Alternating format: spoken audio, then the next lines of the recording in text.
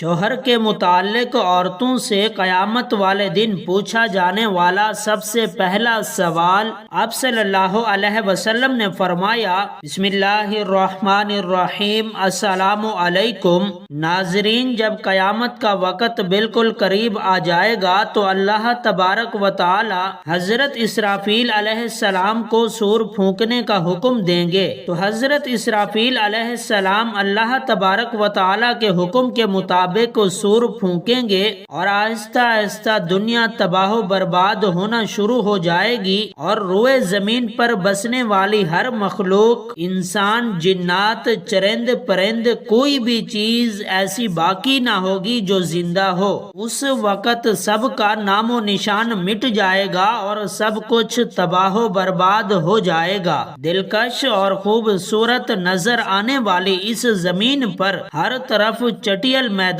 اور ویرانی ہی ویرانی ہو جائے گی۔ اس کے بعد اللہ تبارک و تعالی ارشاد فرمائے گا کہ کون ہے جس کی آج بادشاہی ہے، اور کہاں گئے دنیا کے جبار اور متکبر لوگ۔ دنیا کی اس تباہی کے بعد ایک لمبا عرصہ خاموشی اور سناٹے میں گزر جائے گا، اور اس لمبے عرصے کا علم صرف اللہ تبارک و تعالی کو ہی ہے۔ پھر جب اللہ تبارک و تعالی چاہے گا تو از سر نو زمین و آسمان اور فرشتوں کو پیدا کرے گا۔ انسانوں کو دوبارہ زندہ کرنے کے لیے اللہ تبارک و تعالی آسمان سے بارش نازل فرمائے گا، جس کے نتیجے میں ہر انسان کی ریڑھ کی ہڈی سے پورا انسانی ڈھانچہ تیار ہو جائے گا، اور اس ڈھانچے پر اللہ تبارک و تعالی کے حکم سے گوشت پوشت چڑھ جائے گا۔ اس طرح جب تمام انسان دوبارہ زندہ ہو جائیں گے تو اللہ تبارک و تعالی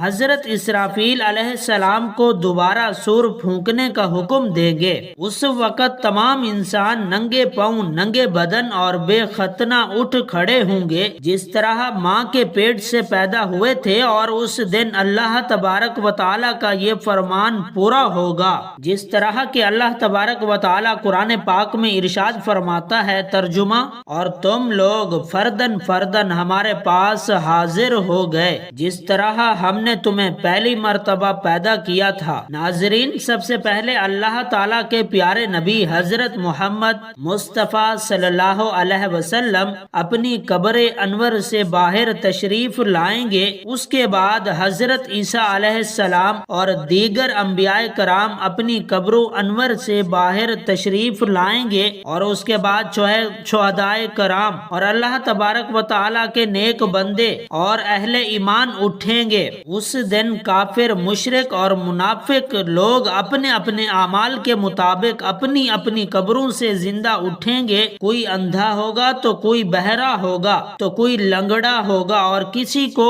چونٹی کی شکل میں اٹھایا جائے گا، اور کوئی شخص اپنے اعمال کے مطابق سر کے بل اٹھے گا۔ اس دن کافر غیر متوقع زندگی کے مناظر دیکھ کر شدید خوف اور غم کے اندر مبتلا ہو جائیں گے، اور ان کی آنکھیں اس خوفناک منظر کو دیکھنے کے بعد پتھرا جائیں گی، اور ان کافروں کے دل کانپ رہے ہوں گے اور کلیجہ منہ کو آ رہا ہوگا۔ اس دن اتنا وحشت ناک عالم ہوگا کہ کوئی غم گسار اور مددگار نہ ہوگا، اور نہ ہی کوئی ایک دوسرے کو پوچھنے والا ہوگا، اور اہل ایمان بھی اپنے اعمال کے مطابق اپنی قبروں سے اٹھیں گے۔ اور اس دن شہدائے کرام اپنے بہتے ہوئے تازہ خون کے ساتھ اٹھائے جائیں گے، اور جو شخص جس حالت میں فوت ہوا ہوگا وہ اسی حالت میں ہی اپنی قبر سے اٹھے گا، یعنی جو گناہ کرتا ہوا مر گیا وہ اسی گناہ کی حالت میں اٹھے گا، اور جو شراب پیتا ہوا مرا وہ اسی طرح شراب پیتا ہوا اٹھے گا، اور جو زنا کرتا ہوا مرا اسی طرح زنا کی حالت میں اٹھے گا۔ ناظرین، اس طرح جب تمام مخلوق زندہ ہو جائے گی اور اپنی اپنی قبروں سے باہر نکل آئے گی، پھر اس کے بعد قبروں سے اٹھتے ہی ہر انسان پر 2 فرشتے مقرر کر دیے جائیں گے، اور وہ فرشتے تمام لوگوں کو میدان حشر میں پہنچ پہنچا دیں گے۔ ناظرین، آپ کو بتاتے چلیں کہ میدان حشر ملک شام کے علاقے میں قائم ہوگا اور سبھی لوگوں کو اپنی اپنی قبروں سے اٹھ کر اسی میدان میں جانا ہوگا، اور کفار میں سے جو لوگ اندھے اٹھیں گے وہ ٹھوکریں کھاتے گرتے پڑتے میدان حشر میں پہنچیں گے، اور جو لوگ چیونٹی کے جسم میں اٹھیں گے وہ لوگوں کے پاؤں تلے روندے جا رہے ہوں گے، اور جو لوگ سر کے بل اٹھائے جائیں گے وہ لوگ انتہائی ذلت اور رسوائی کے ساتھ میدان حشر میں پہنچیں گے، اور بعض کافروں پر آگ مسلط کر دی جائے گی جو ان کافروں کو ہانک کر میدان حشر کی طرف لے جائے گی، اور اہل ایمان بھی اپنے عقائد اور اپنے اعمال کے مطابق میدان حشر کی طرف رواں دواں ہوں گے۔ بعض اہل ایمان پیدل پہنچیں گے اور بعض اہل ایمان اونٹوں پر سوار ہو کر میدان محشر پہنچیں گے۔ کسی اونٹ پر ایک شخص ہوگا تو کسی اونٹ پر 2، حتیٰ کہ کسی اونٹ پر 10 آدمی بھی سوار ہوں گے۔ اس دن اللہ تبارک و تعالیٰ کی ساری مخلوق اس خوفناک عالم میں چپ چاپ ایک ہی منزل کی طرف رواں دواں ہوگی، اور وہ منزل مقام محشر ہوگا۔ اس دن کسی کو اونچا سانس لینے کی بھی جرت تک نہ ہوگی۔ اس دن ہر آدمی کو یہ احساس ہوگا کہ آج حساب کا دن ہے، اور آج اپنی زندگی میں کیے گئے تمام کرتوتوں کا پھل ملنے والا ہے۔ اس طرح جب تمام مخلوق میدان حشر میں پہنچ جائے گی تو اس وقت اللہ تعالیٰ کی طرف سے یہ اعلان کیا جائے گا، اے مجرموں، آج کے دن الگ ہو جاؤ۔ اس وقت تمام لوگ الگ الگ گروہوں کے اندر تقسیم ہو جائیں گے۔ کافر اور مشرک لوگ اپنی زندگی میں جس چیز کی پوجا کیا کرتے تھے اور جس کو اپنا خدا مانا کرتے تھے وہ اسی گروہ میں شامل ہو جائیں گے، اور دوسری طرف ایمان والوں کو ان کے اعمال کے مطابق الگ الگ گروہوں میں تقسیم کر دیا جائے گا۔ نیک لوگ نیک لوگوں کے ساتھ ہو جائیں گے۔ ناظرین، میدان محشر میں تمام لوگ ننگے پاؤں اور ننگے بدن ہوں گے۔ اس دن سورج 1 میل کے فاصلے پر آگ برسا رہا ہوگا اور زمین تپش کی وجہ سے جل رہی ہوگی، اور جسم سورج کی آگ میں جل رہا ہوگا، اور زمین اتنی گرم ہو جائے گی کہ زمین پر پاؤں نہ رکھا جا رہا ہوگا، اور دور دور تک کہیں سایہ نظر نہیں آ رہا ہوگا، اور لوگ اپنے عقائد اور اعمال کے مطابق اپنے پسینوں میں ڈبکیاں لگا رہے ہوں گے۔ کچھ لوگ اپنے گناہوں کے مطابق ٹخنوں تک پسینے میں ڈوبے ہوئے ہوں گے، اور کچھ لوگ سینے تک پسینے کے اندر ڈوبے ہوئے ہوں گے، اور کچھ لوگ اپنے اعمال کے مطابق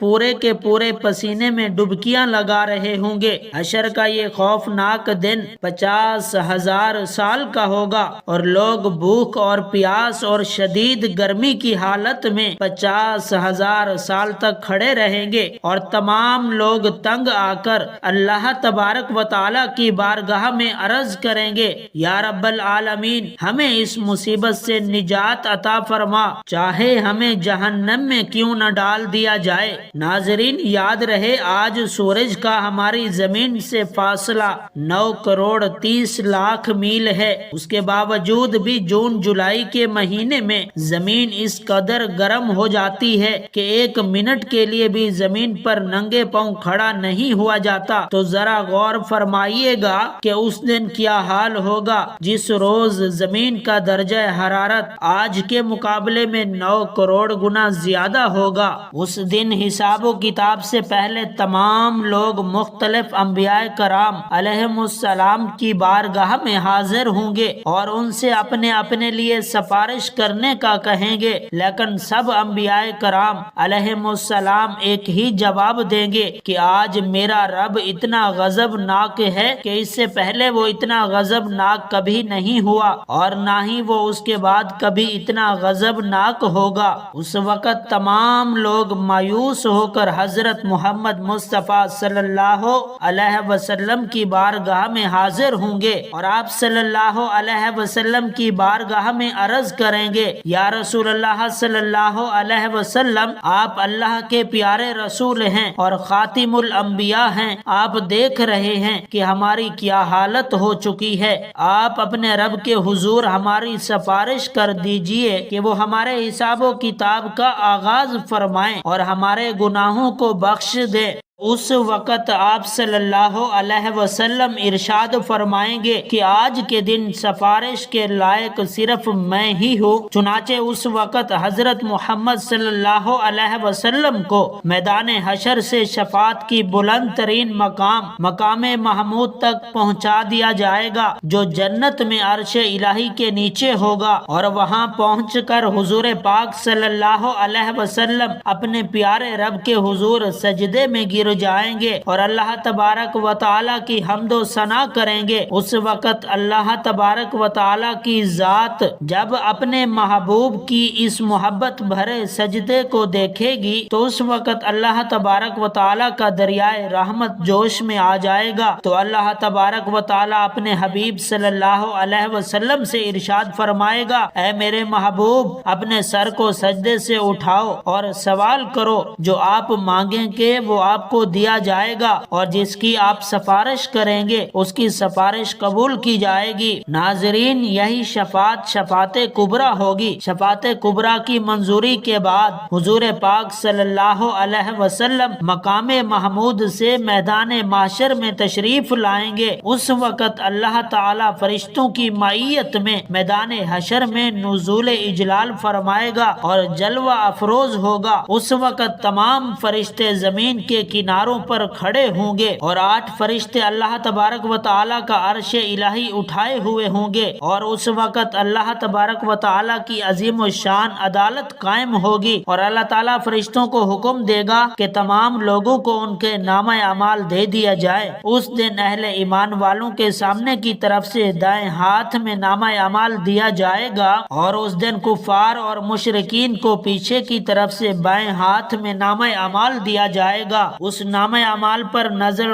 ڈالتے ہی ہر شخص کے سامنے اس کی زندگی کے تمام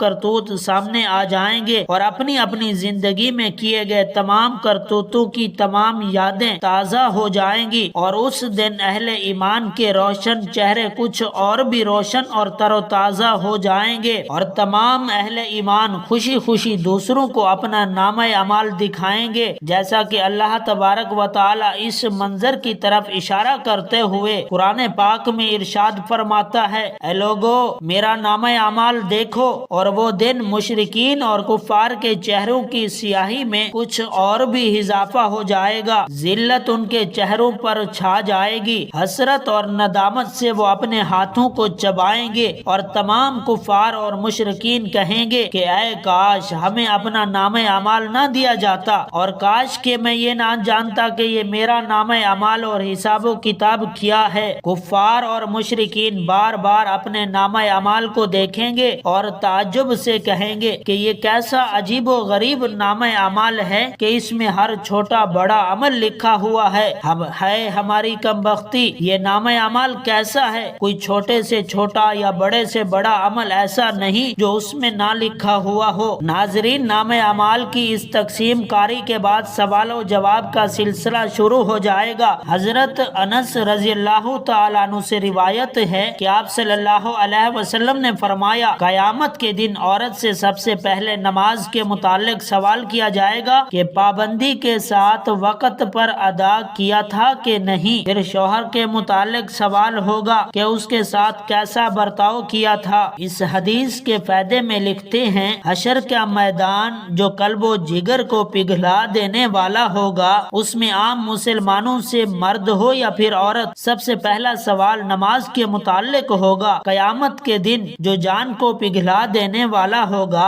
اس دن سب سے پہلا حساب و کتاب نماز کا ہوگا۔ حضرت انس رضی اللہ تعالیٰ عنہ سے مروی ہے کہ آپ صلی اللہ علیہ وسلم نے فرمایا، قیامت میں سب سے پہلے نماز کا حساب ہوگا، اگر یہ صحیح نکلی پھر دوسرے اعمال بھی صحیح نکلیں گے، اگر اس میں گڑبڑ ہوئی تو دوسرے اعمال بھی گڑبڑ ہی ہوں گے۔ عورتیں نماز نماز میں اکثر کوتاہی کرتی ہیں۔ نئی عمر کی جوان عورتیں اکثر نماز چھوڑ دیتی ہیں۔ کچھ تو بہانہ بناتی ہیں کہ کپڑے بچوں کے پیشاب سے ناپاک ہیں۔ افسوس کہ یہ سب بہانے قیامت میں نہیں چلیں گے۔ عورتوں کو چاہیے کہ نماز کی پابندی کریں۔ گھر کی بڑی عورتوں کو چاہیے کہ چھوٹی عمر ہی سے پابند بنائیں۔ کم عمر کی عادت اور پابندی کا اثر پوری عمر باقی رہتا ہے۔ فرائض شریعہ کے مطابق عورتوں سے شوہر کے حقوق اور ان کی خدمت کے بارے میں سوال ہوگا۔ ناظرین، جب یہ سوال و جواب کا سلسلہ ختم ہو جائے گا اور تمام لوگوں سے ان کے حقوق کے متعلق سوال کر لیے جائیں گے، اس کے بعد میدان حشر کا آخری مرحلہ شروع ہو جائے گا اور میزان کو سجایا جائے گا۔ تمام انسانوں کے نامہ اعمال اپنی آخری شکل میں وزن ہونے کے لیے تیار ہو جائیں گے اور حجت کو قائم کرنے کے لیے میزان قائم کیا جائے گا، اور اس میزان میں جن لوگوں کی نیکیوں کا پلڑا بھاری ہوگا وہ لوگ کامیاب لوگ ہوں گے، اور جن لوگوں کے گناہوں کا پلڑا بھاری ہوگا وہ لوگ ناکام ترین لوگ ہوں گے۔ اس دن جو کامیاب لوگ ہوں گے وہ جنت میں چلے جائیں گے، اور جو ناکام لوگ ہوں گے اور جن کے گناہوں کا پلڑا بھاری ہوگا وہ جہنم میں داخل کر دیے جائیں گے۔